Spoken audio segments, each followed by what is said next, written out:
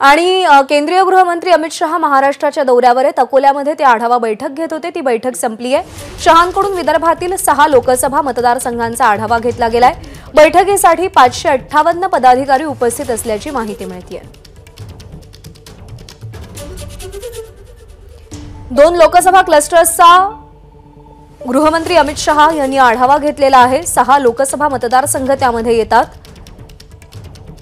विदर्भातल्या मतदारसंघांचा आढावा अमित शहा यांनी घेतलेला आहे। यानंतर छत्रपती संभाजीनगरमध्ये त्यांची सभा होणार आहे। जळगावमधल्या युवा संमेलनाला ते उपस्थित राहणार आहेत आणि सगळ्यात महत्त्वाचं मुंबईमध्ये त्यांची आज 2ही उपमुख्यमंत्री आणि मुख्यमंत्र्यांसोबत बैठक होणार आहे। महायुतीतल्या जागा वाटपाच्या तिढ्यावरती आज या बैठकीनंतर तोडगा निघतो का याची उत्सुकता आहे। उमेश अलोणे सध्या आपल्यासोबत आहेत। उमेश, बैठकीचे अपडेट्स काय?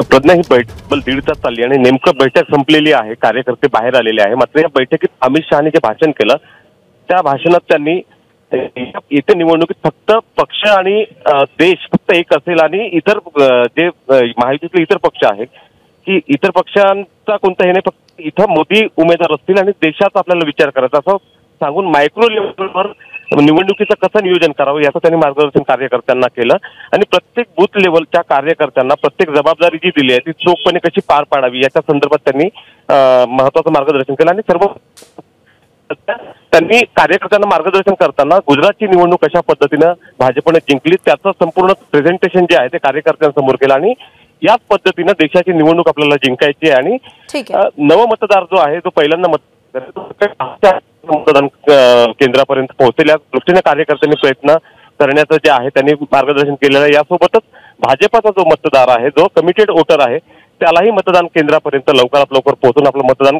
कार्यकर्त्यांनी करून घ्यावं। त्यामुळे मायक्रो लेव्हलवरती प्लॅनिंग करण्याचे आदेश गृहमंत्री अमित शहा यांनी दिलेले आहेत।